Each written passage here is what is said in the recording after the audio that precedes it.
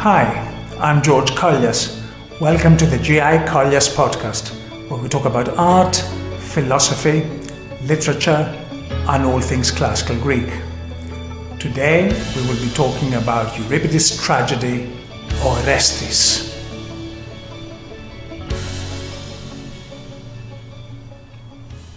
So our topic today is Euripides' tragedy, Orestes. Orestes is one of the late tragedies, probably the very last one Euripides wrote before leaving Athens for the court of the king of Macedon. Unlike all late Euripides plays, it pushes the limits of the genre, and thus forces us to re-examine our conception of the tragic and to look at the whole Attic drama tradition in a very different light. Equally, it is considered a very dark and a very disturbing play. This is Euripides at his most nihilistic and pessimistic about human nature, showing us some particularly unheroic heroes resorting to very base acts within the sort of chaotic contemporary conditions that the historians Thucydides and Xenophon describe in their histories of the period. And yet, it also has one of the happiest endings of any tragedy, especially considering what has gone on before. Let's kick off with some mythical and dramatic background. After King Agamemnon, the victor of the Trojan War, returned home to Mycenae, he was slaughtered by his wife Clytemnestra and her lover Aegisthus. Many years later, Orestes, the son of Agamemnon and Clytemnestra, returned to Argos. Now, don't be confused, the terms Argos and Mycenae are used interchangeably in tragedy. By the classical period, Mycenae had stopped being inhabited, so the tragic poets moved the plots of their family history to the neighboring city of Argos. Aided by his sister Electra and his friend and cousin Pylades, Orestes in turn killed his mother and her lover. Each of the three great tragic poets has written a tragedy about the story of how the three cousins killed Clytemnestra and Aegisthus. We have the Libation Bearers by Aeschylus, we have the Electra by Sophocles, and we have another Electra by Euripides. All three of these plays are luckily extant today.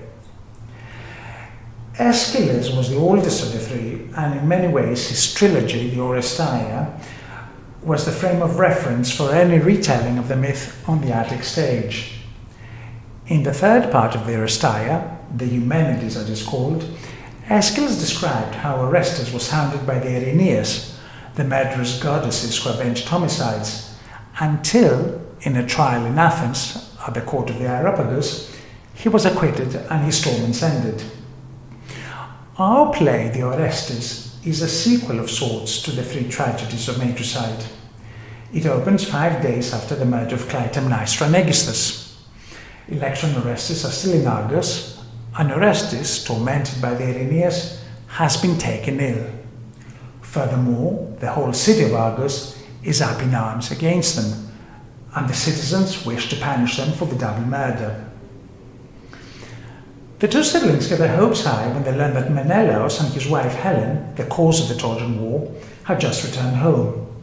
Menelaus is the father's brother, and they think that as their uncle, he's bound to help them. However, Menelaus is very reluctant, or at least unable, to be of any practical assistance. He claims that he is powerless in front of the mass of the people, and the most he can promise is to try to use persuasion to get the Argives to revoke the decision to execute his nephew and niece. At that point, Tyndareus arrives. Tyndareus is the father of Helen and Clytemnestra, and so the father-in-law of Menelaus and the grandfather of Orestes. He is highly critical of his grandson. He does recognize that Clytemnestra's murder of Agamemnon was inexcusable, but he firmly believes that Orestes should have prosecuted her via the former legal channels, rather than taking matters in his own hands.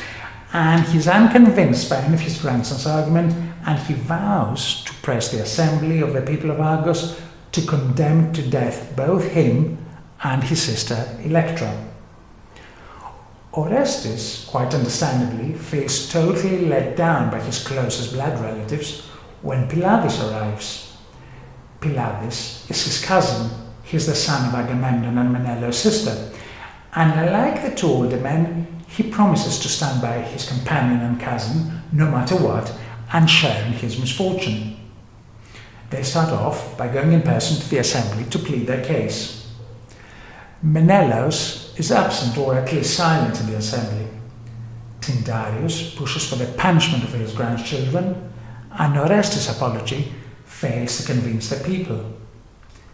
Carried away by a character whom Athenian audiences would recognize as a typical demagogue, a clever speaker, someone who leads the people astray, the assembly of the citizens of Argos condemn Orestes and Electra to death.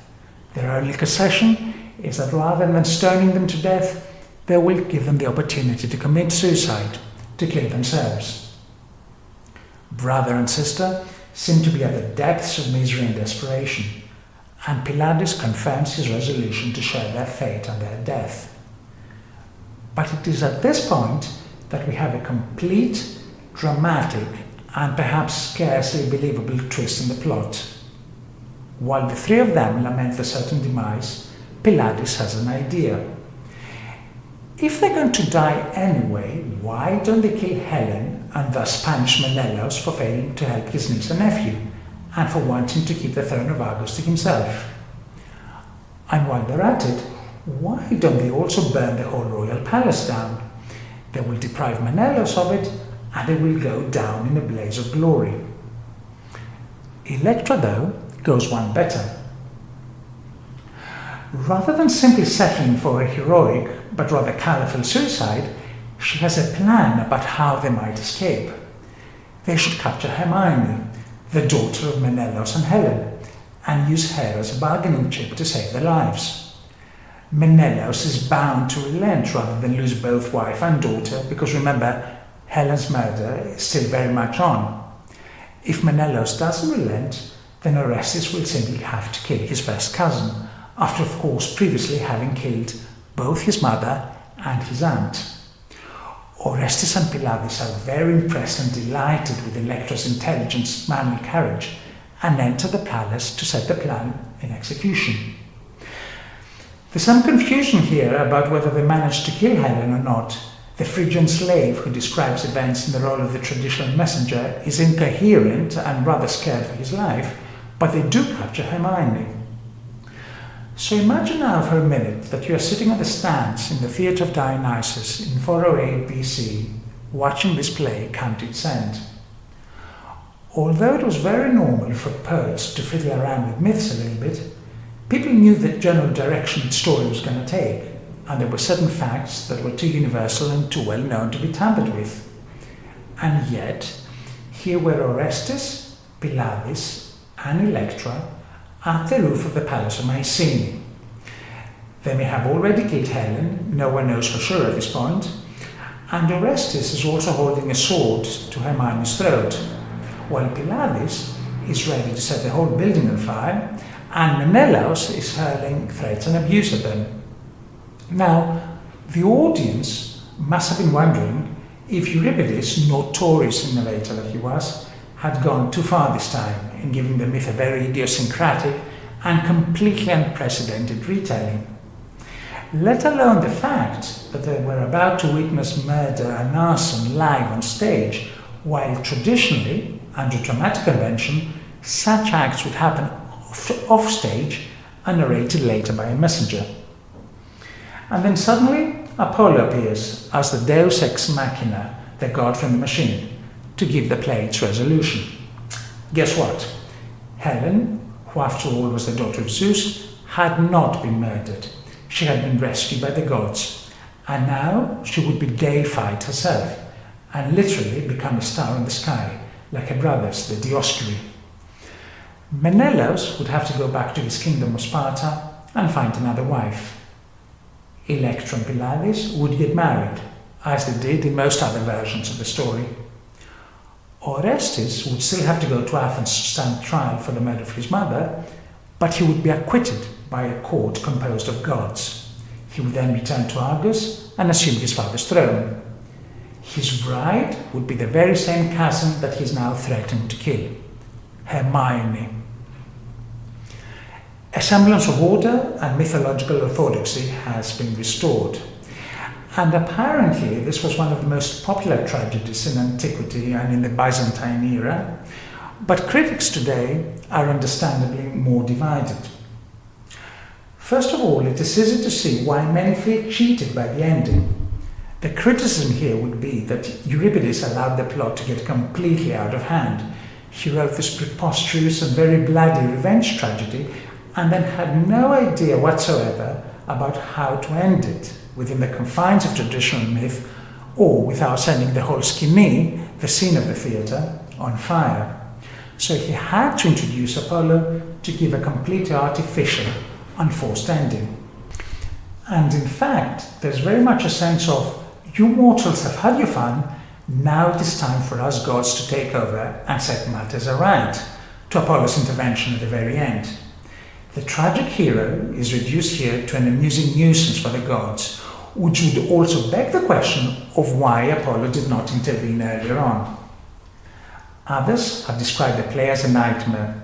Euripides squeezed 5 horrendous days between the libation bearers and the Eumenides, the second and third parts of the Orestes, but in the end, the basic scaffolding of the myth remains unaffected.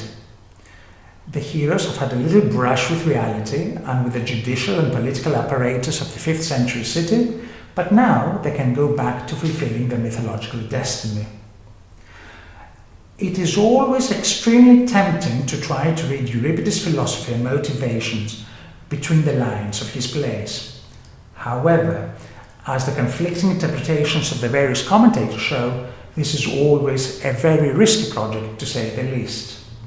Having said that, we saw that the Orestes must have been the last play Euripides produced in Athens before he retired to the court of the king of Macedonia, where he spent the last couple of years of his life.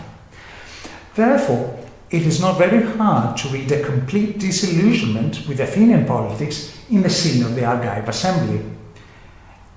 Aeschylus' biggest insight in the Orestes had been that the establishment of civic justice at the court of Areopagus would put an end to the vicious cycle of revenge killings and of family vendettas. However, Euripides' description of how such a civic court would play out some 50 years later, dominated as it is by selfish and factional interests, casts serious doubts on the ability of any such institution to deliver real justice. Apollo's final decree states that Orestes will be judged in Athens by the gods rather than humans, who presumably are unfit for the task.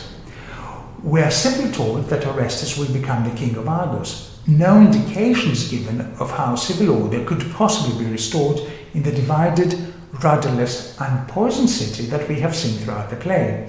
So here, it would be very tempting to surmise that Euripides has simply lost all hope in the democratic system by that point, and hence his decision to leave Athens. If you like rather silly puns, Apollo's prolonged delay or even absence in the play has given rise to the title of Waiting for God for the Orestes. Imagining a world where Apollo allows humans to sort things out for themselves for a little while gives Euripides the opportunity to illuminate certain sides of the myth that were taken for granted or even went unnoticed in previous versions. First of all, let's take the central idea in most traditional tellings of the myth that Apollo is responsible for the matricide by ordering Orestes to kill Clytemnestra. In this play, Orestes, with zero divine guidance, tries to kill his aunt, and he's frustrated by the gods, and he's a few seconds away from killing his first cousin as well. At least, as Agamemnon's heir, he had a genuine grievance against his mother. What grievance could he possibly have had against Helen and Hermione? Okay, Helen was arguably responsible for the severing of the Trojan War, but what right had Orestes to assume the role of a judge and executioner? And Hermione, of course, is the personification of purity. She's a mere pawn, a bargaining chip the 3 cousins use when they execute their over-the-top scheme. But even before he's convinced to go on his killing spree, Orestes in the play is a long way from being the simple instrument of the gods' orders. In his appeals to Menelaus for help, he uses the language of quid pro quo political dealings. He reminds his uncle of the debt to Agamemnon and insists that now it is payback time. In his discussions with Tyndareus and in his speech to the assembly, he's eager to present secular arguments for the matricide. If it wasn't for him, he says, husband killing would have become an institution. No one would dare leave his home to go to war, thinking what his wife might be up to with those of the men that were left behind. Euripides here is painting the picture for us of a young man who has to learn how to operate in the real world of the 5th century. The skills that Orestes develops in the play, bargaining, blackmailing, negotiation, use of sophistical arguments, attempts to form alliances, were exactly those same skills that were necessary for a political career, and as the war progressed and political differences became more intense, were necessary for survival as well in Athens. This is a long way from the world of mythology. Equally interesting is Euripides' treatment of Orestes' madness. Ever since the epics of Homer, the Greeks had a tendency to project psychological states onto the gods. When Athena, in Book 1 of the Iliad, stops Achilles before he strikes Agamemnon, it is not 100% clear whether we have to think of her as a completely separate entity or whether to a certain extent she is the embodiment of the hero's intellectual and emotional processes. You may hear people talk about double determination in this context, what we would call psychology working together with the divine to shape a hero's actions. Reading the Orestes, the role of the Erinyes in making him lose his mind and their ontological status, or more simply put, whether they exist or not, is not clear at all. Unlike the Eumenides of Aeschylus, where the Erinyes appear in the chorus, visible to anyone, here only Orestes ever gets to see them. However, no one in the play, not Electra, not Menelaus, not the chorus, seems to doubt their existence as real outside tormentors. At one point, Orestes even talks about the special bow and arrow that Apollo has given him, which would suggest a very mechanistic, magical way of thinking about them. Little monsters that can be killed using a special weapon that the hero gets from a god. However, throughout the play, especially when he's not tormented by the Erinyes, Orestes also uses a language that suggests an obviously internal, psychological mechanism, a consciousness and guilt for what he has done. In a phrase that has now become very famous in the history of philosophy and psychology, when Menelaus asks Orestes what sickness ails him, Orestes answers synesis, a word which is defined in the dictionary as judgment, understanding, awareness, conscious, a knowledge of what I have done. The two levels here seem to exist in parallel. On the one hand, the mythical hero that has awoken the terrible monsters that are responsible for avenging homicides, and on the other, the moral agent who appreciates the gravity of his action. And in many ways, the fact that Apollo encouraged or even ordered the murder of Clytemnestra may be of limited importance here. But if the situation in Orestes' case is ambiguous, there is no indication at all that the other two, Electra and Pylades, are the prey of any tormenting goddesses. However, as the play progresses, we see all three of them acting in an increasingly irrational manner. First, Pylades suggests that they kill Helen. Then Electra trumps this suggestion by the added proposal that they use Hermione as a hostage and as a potential victim. And they all think it is a great idea that they burn down the palace of Mycenae. During the first meeting, Orestes warns Pylades, "Take care you do not catch my madness." Now, we would not argue that the play adopts an infectious theory of mental disease, but from the assembly onwards until the end of the play, the three cousins seem to have entered a spiral where they lose all touch with reality and where their irrational ways of thinking feed off each other. Which, of course, brings us to another criticism often leveled against the play by critics, both ancient and modern. Everyone in this play is bad, is a bad person. Aristotle in the Poetics singles out Menelaus as an example of unnecessary meanness. But what about the other main characters? Orestes, the protagonist, seems to lack all admirable qualities. Tragic heroes are often obstinate, proud, uncompromising, even irrational, but there all seems to be a nobility underlying all their actions. Not here. Take Orestes' speech to Menelaus after Tyndareus has gone. He begins by telling him that the Trojan War was unjust, but Agamemnon, his father, went on with it anyway for his sake, so it is now Menelaus' turn to do an unjust act for the good of the family.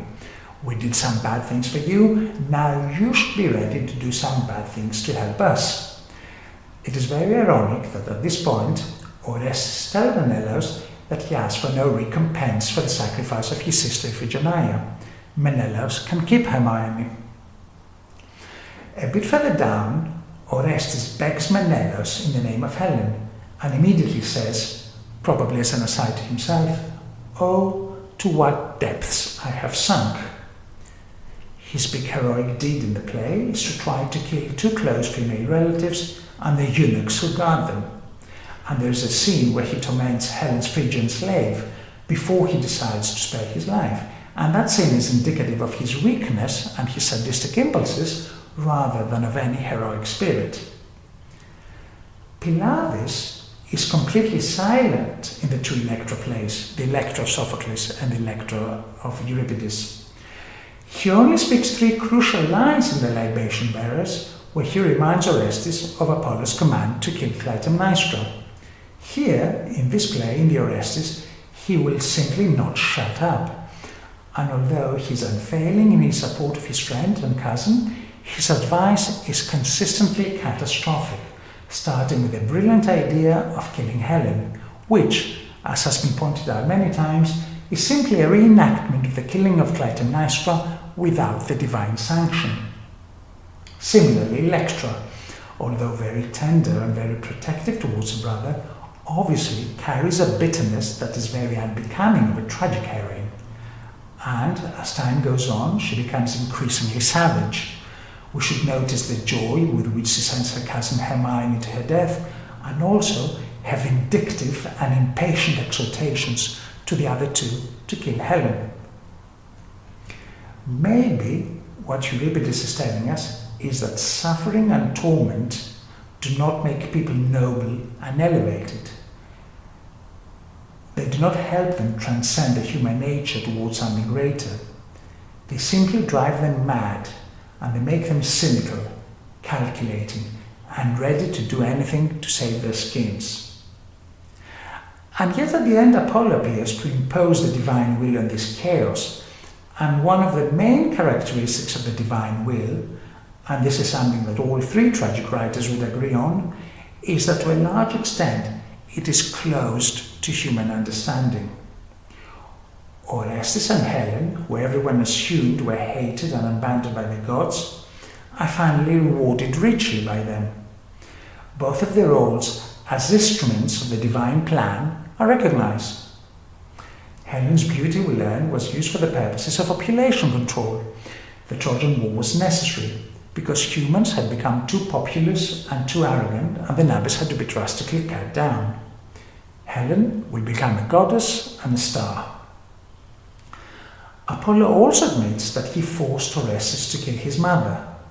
"Oh," Orestes replies with some incredulity, "and yet I began to fear that I might have had some spirit and only imagined hearing your voice."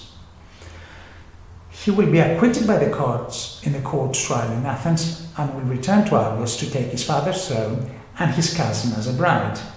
And the cousin, who is the daughter of the most beautiful woman in history, is presumably quite pretty herself. Of course the Erinyes were real. Three of them will actually act as the accusers in this same trial. By the way, no mention is made here about whether the cessation of the hand by the Erinyes will also put an automatic end to Orestes' trauma and guilt, or whether a separate course of psychoanalytic treatment will be required for this. The wedding between Pylades and Electra will go ahead as planned. Even Menelaus, although he loses the wife for whom he went to such troubles in Troy, gets to keep his kingdom of Sparta.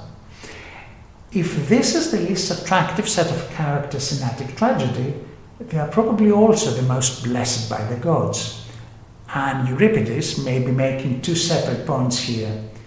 A, you never know who the gods are going to favour, and B, this is the 5th century.